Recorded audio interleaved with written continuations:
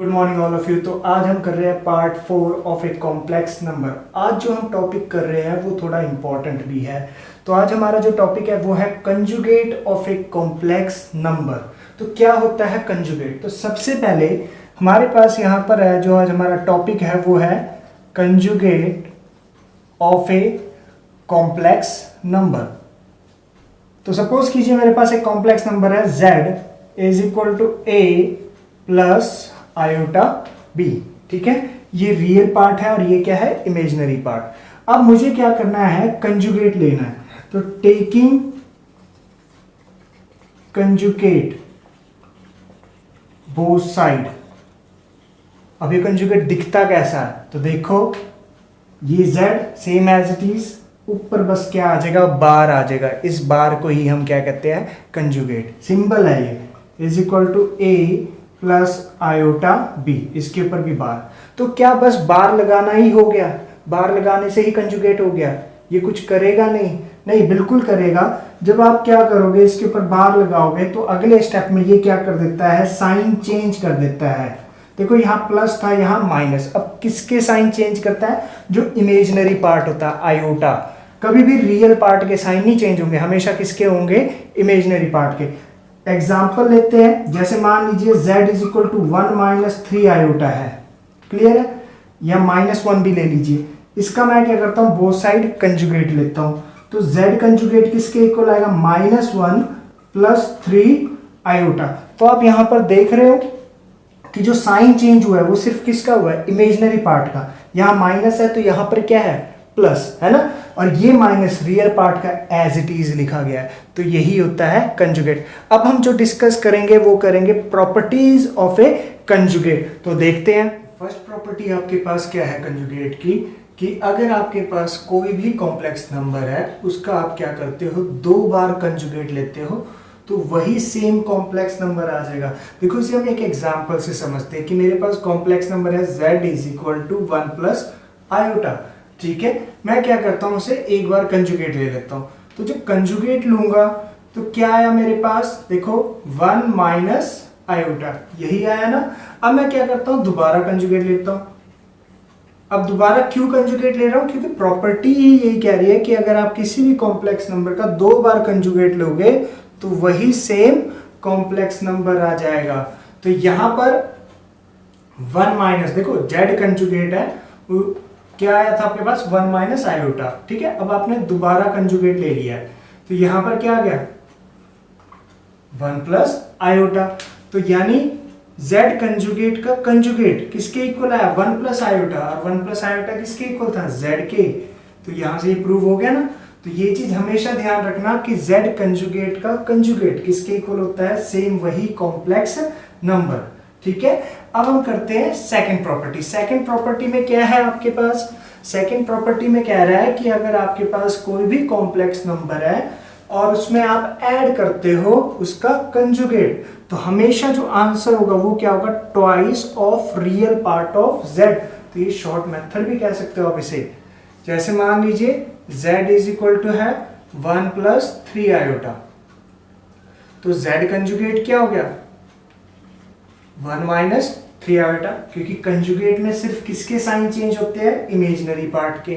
3 iota किस में change हो गया, माइनस में। अब इन दोनों को क्या कर देते हैं, हम प्लस कर देते हैं।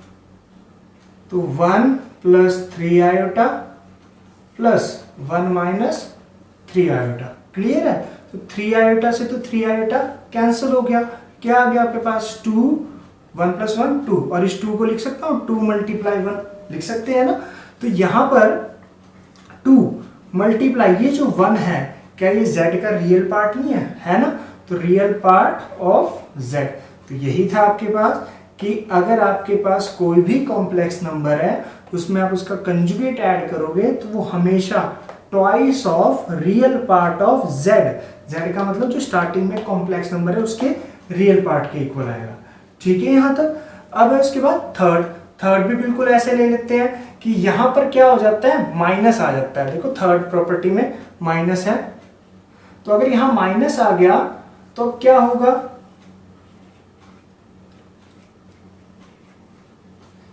माइनस आने की वजह से 1 plus 3 iota minus 1, sign change होंगे, प्लस 3 आयोटा, तो -1 से +1 कैंसिल आउट, क्या आ गया 6 आयोटा, और 6 आयोटा का मतलब क्या हो गया 2 इंटू 3 आयोटा, और 3 आयोटा क्या है, प्लस का 3 iota imaginary part of z, clear हो गया, z माइनस z, तो मैंने देख लिया z माइनस z कंजुगेट किसके इक्वल हो गया, twice of imaginary part of z, ठीक है। बस आपको ये ध्यान रखना है कंजुगेट में हमेशा ही क्या होता है, इमेजिनरी पार्ट के साइन चेंज होते हैं और डिनोट किससे होता है, बार से, ठीक है, उसके ऊपर बार आ जाता है।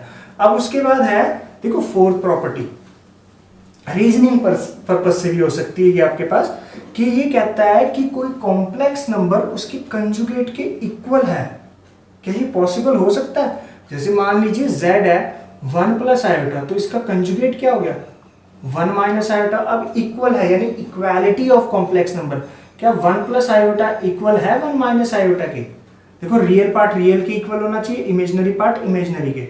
यहां पर अगर आप नोटिस करो 1 प्लस -1 इंटू आयोटा, आयोटा के साथ यहां पर क्या -1 और यहां पर क्या है 1, इक्वल नहीं है ना, फिर ये कैसे कह रहा है, तो देखो आगे इसने कहा है z is purely real number, real complex number, तो यहां पर प्योरली रियल कॉम्प्लेक्स नंबर का मतलब क्या होता है, जिसमें रियल पार्ट क्या होता है 0 होता है, ठीक है, तो sorry purely real complex number का मतलब जिसमें इमेजिनरी पार्ट क्या होता है 0 होता है। तो जैसे मान लीजिए z is equal to 2, z is equal to 2, तो 2 प्लस 0 आयोटा 2 को लिख सकता हूं, क्योंकि देखो वापस 2 ही आ जाएगा, और हमने पढ़ा भी हुआ है every real number is a complex number. तो यहां से अब अगर मैं इसका कंजुगेट लेता हूं तो साइन किसके चेंज होंगे, आयोटा के, तो ये हो गया 0 आयोटा इमेजिनरी पार्ट के होंगे ना, तो देखो ये भी 2 है ये भी 2 है, तो इसका मतलब z किसके इक्वल आ गया, z कंजुगेट के, क्लियर है। तो z is equal to z conjugate कब होगा, जब आपके पास जो कॉम्प्लेक्स नंबर वो कैसा होगा, प्योरली रियल कॉम्प्लेक्स नंबर होगा, जिसमें इमेजिनरी पार्ट क्या होगा 0 होगा। उसके बाद है फिफ्थ प्रॉपर्टी, फिफ्थ प्रॉपर्टी में क्या है कि अगर किसी भी कॉम्प्लेक्स नंबर में आप उसका कंजुगेट ऐड करते हो तो 0 आएगा, तो इसकी भी कंडीशन दे दी है कि z is purely imaginary complex number, imaginary complex number का मतलब जिसमें रियल पार्ट 0 होता है, जैसे z is equal to 3 iota. अब इसका कंजुगेट ले लीजिए बोथ साइड, कंजुगेट लेंगे क्या आएगा -3 आयोटा आएगा ना, तो z, ये z है,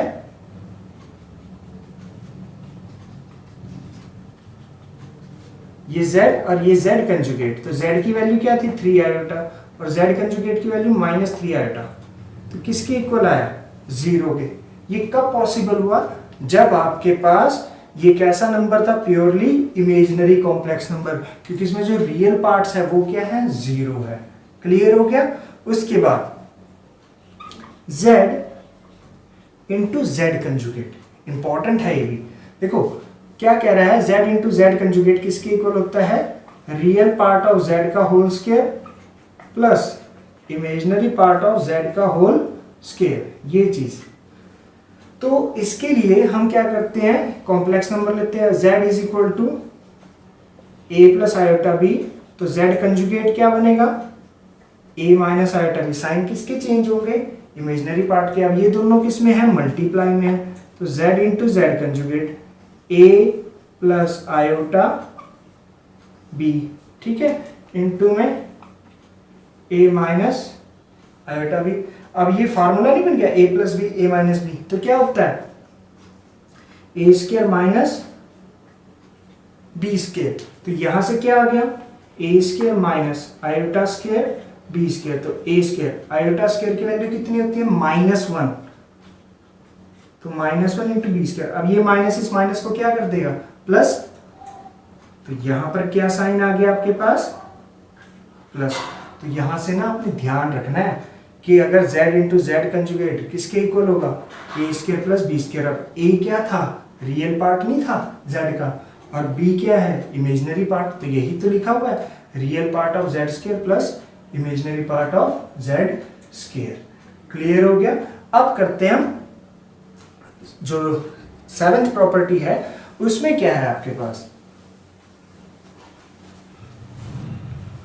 तो सेवेंथ प्रॉपर्टी सिंपल है कि आपके पास अगर दो कॉम्प्लेक्स नंबर है उन्हें आप प्लस करते हो और उसका क्या है होल कंजुगेट, तो या तो आप पहले दोनों को प्लस कर लो, ठीक है, उसके बाद उसका कंजुगेट ले लो, या फिर उसे अलग अलग कंजुगेट ले लो और फिर प्लस कर दो, दोनों के आंसर क्या आएंगे, सेम आएंगे, same as it is minus में भी यही होगा, ठीक है। उसके बाद है Z1 इंटू Z2 कंजुगेट, इसमें कह रहा है कि दो कॉम्प्लेक्स नंबर मल्टीप्लाई में है, तो पहले आप मल्टीप्लाई करो, पार्ट 3 में आपने देखा है ना कैसे मल्टीप्लाई करते हैं, तो मल्टीप्लाई करके जो आंसर है उसका कंजुगेट ले लो, ठीक है, या फिर आप पहले अलग अलग कंजुगेट ले लो और फिर बाद में मल्टीप्लाई कर दो, ऐसे कर सकते हो।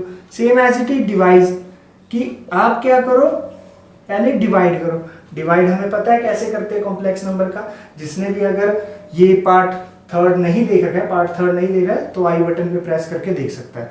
तो यहाँ पर क्या है, Z1 और Z2 डिवाइड में है, तो या तो आप पहले क्या करो, डिवाइड करो, जो आया उसका कंजुगेट लो, या फिर Z1 कंजुगेट और Z2 कंजुगेट। क्लियर हो गया? तो होप आप सबको ये टॉपिक कंजुगेट समझ आया होगा कि हम क्या करते हैं कंजुगेट में, कि सिर्फ इमेजिनरी पार्ट के साइन चेंज होते हैं, रियल पार्ट के साइन चेंज नहीं होते, जिसे हम डिनोट किससे करते हैं, बार से, ठीक है। Thank you.